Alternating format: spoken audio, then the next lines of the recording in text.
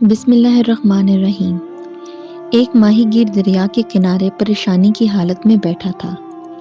ایک بادشاہ سیر کرتا ہوا دریا کے کنارے سے گزرا تو اس نے ماہی گیر کو پریشانی کی حالت میں دیکھا اور اس سے پوچھا کیا پریشانی ہے۔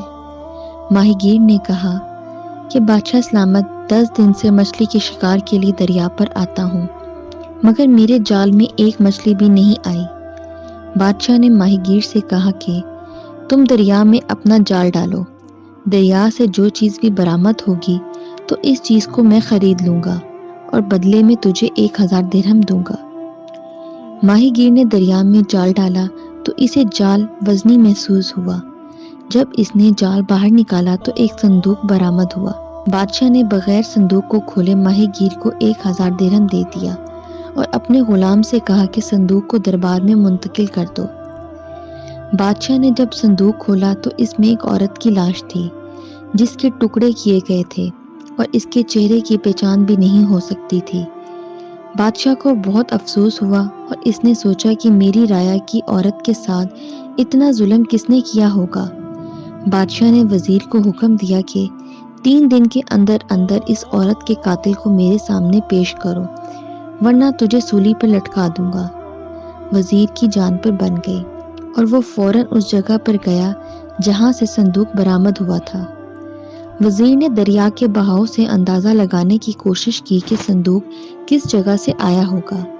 وزیر نے ان علاقوں میں اپنے آدمی بھیجے کہ جا کر پتہ کرو کہیں کسی عورت کے قتل کی خبر ملتی ہے یا نہیں، مگر کسی علاقے میں بھی اس قسم کی خبر نہیں ملی۔ 3 دن گزر گئے اور وزیر عورت کا قاتل ڈھونڈنے میں ناکام رہا۔ تو بادشاہ نے حکم دیا کہ وزیر کو سرے عام ایک چوک پر سب کے سامنے سولی پر لٹکا دیا جائے۔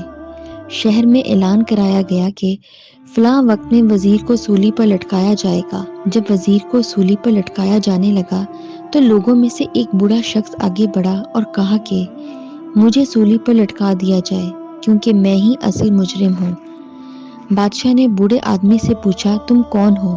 تو اس نے کہا میں اس مقتول کا بدنصیب باپ ہوں جس کی بیٹی کو اس کے شوہر نے ٹکڑے ٹکڑے کر کے قتل کر دیا۔ اگر میں اس کی شادی ایسے ظالم شخص سے نہ کرتا تو آج میری بیٹی اتنی بے دردی سے قتل نہ ہوتی۔ بوڑھے کی بات سن کر عورت کا شوہر آگے بڑھا اور کہا کہ مجھے سولی پر لٹکا دیا جائے اور میں اپنے جرم کا اعتراف کرتا ہوں۔ بادشاہ نے اس کے منہ پر تھپڑ مارتے ہوئے کہا کہ تم نے اپنی بیوی کو اتنی بے دردی سے کیسے قتل کیا؟ آدمی نے کہا میں اپنی بیوی سے بہت زیادہ محبت کرتا تھا اور اس کی چھوٹی سی تکلیف بھی مجھ سے برداشت نہیں ہوتی تھی۔ ایک دفعہ میری بیوی کے سر میں شدید درد ہوا جس کی وجہ سے وہ بے ہوش ہو گئی۔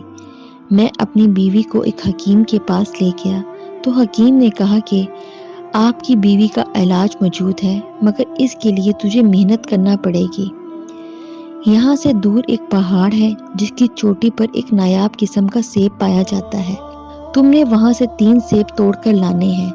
تمہاری بیوی کو 10 دن تک ایک سیب کو سونگھنا ہے مگر کھانا ہرگز نہیں۔ 10 دن بعد دوسرے سیب کو سونگھنا ہے اور 20 دن بعد تیسرے سیب کو۔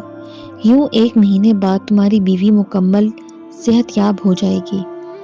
میں نے اس پہاڑ پر چڑھنا شروع کر دیا اور 2 دن بعد 3 سیب توڑ کر گھر آ گیا۔ میں نے بیوی کو سمجھایا کہ ہر سیب کو 10 دن تک سونگھنا ہے اور 1 مہینے بعد تم بالکل ٹھیک ہو جاؤ گی۔ میں بیوی کو یہ سب سمجھا کر کسی کام سے 7 والے شہر میں چلا گیا۔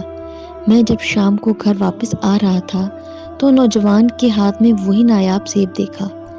میں نے اس سے پوچھا کہ تجھے یہ سیب کہاں سے ملا ہے؟ ہمارے علاقے میں تو ایسے سیب نہیں پائے جاتے۔ تو نوجوان نے ایسی بات کہی کہ میرے پیروں تلے زمین ہی نکل گئی۔ نوجوان نے کہا کہ مجھے یہ سیب میری ایک معشوقہ نے دیا ہے جس سے میں ملنے گیا تھا۔ یہ کہہ کر وہ نوجوان آگے بڑھ گیا مگر میرے دل کی دھڑکن ادھر ہی رک گئی۔ میں جلدی جلدی گھر کی طرف روانہ ہوا اور دیکھا کہ ادھر 2 سیب پڑے تھے۔ میں نے بیوی سے پوچھا کہ تیسرا سیب کہاں ہے تو اس نے کہا مجھے معلوم نہیں ہے۔ میں دل میں سوچنے لگا کہ جس عورت سے میں نے اتنی محبت کی ہے اس نے مجھے ہی دھوکہ دیا۔ میری آنکھوں کے سامنے اندھیرا چھانے لگا۔ میں نے ایک تلوار اٹھائی اور بیوی کو قتل کر دیا اور پھر اس کے ٹکڑے کر دیے۔ میرا 6 سال کا بیٹا اس وقت گھر پر نہیں تھا۔ میں نے سوچا کہ جب وہ گھر آئے گا تو اپنی ماں کو اس حالت میں دیکھ کر ڈر جائے گا۔ میں نے بیوی کی لاش کے ٹکڑے ایک صندوق میں رکھے اور صندوق کو بند کر کے دریا میں بہا دیا۔ تھوڑی دیر بعد میرا بیٹا روتا ہوا گھر آیا تو میں نے رونے کا سبب پوچھا۔ بیٹے نے کہا، ابا جان، میں امی کا سیب لے کر باہر گلی میں کھیل رہا تھا کہ ایک شخص نے وہ مجھ سے چھین لیا۔ میں ادھر ہی سر پکڑ کے بیٹھ گیا۔ میری بیوی بے گناہ تھی، مگر میں نے بغیر تحقیق کیے اس کے کردار پہ شک کیا اور اسے مار ڈالا۔ بادشاہ نے کہا، میں تجھے سولی پر ضرور لٹکاؤں گا، مگر تمہارے ساتھ ساتھ اس نوجوان کو بھی سولی پر لٹکاؤں گا جس کی غلط بیانی کی وجہ سے تم نے اپنی بیوی کی جان لے لی۔ بادشاہ نے اس نوجوان کو پکڑنے کے لیے ایک چال چلی۔ بادشاہ نے اعلان کیا کہ جو شخص بھی ایک نایاب قسم کا سیب میری خدمت میں پیش کرے گا تو میں اس کو 10,000 اشرفیہ انعام میں دوں گا۔ اعلان سنتے ہی وہ نوجوان سیب لے کر بادشاہ کے دربار حاضر ہوا۔ بادشاہ نے اسے پکڑ لیا اور سیب کی ساری کہانی سنائی۔ نوجوان نے کہا، مجھے آپ کے جلال کی قسم ہے کہ میں نے بچے سے وہ سیب ضرور لیا تھا اور اس آدمی سے یہ بھی کہا تھا کہ یہ سب میری معشوقہ نے مجھے دیا ہے، مگر مجھے اس بات کا علم نہیں تھا کہ یہ آدمی اسی عورت کا شوہر ہے جس کے بچے سے میں نے سیب لیا، ورنہ میں ایسا مذاق بالکل ہی نہ کرتا۔ بادشاہ نے قاضی سے مشورہ کیا کہ اب دونوں کا کیا فیصلہ کیا جائے۔ قاضی سے مشورہ کرنے کے بعد بادشاہ نے عورت کے شوہر کو سولی پر لٹکا دیا اور اس نوجوان کو غلط بیانی کرنے پر 20 سال کی سزا سنا دی۔ وہ نوجوان اپنی قید کے دوران اپنے ساتھی قیدیوں کو یہی نصیحت کرتا رہا کہ زندگی میں کبھی ایسی مذاق مت کرنا جس سے کسی کا ہنستا بستا گھر اجڑ جائے۔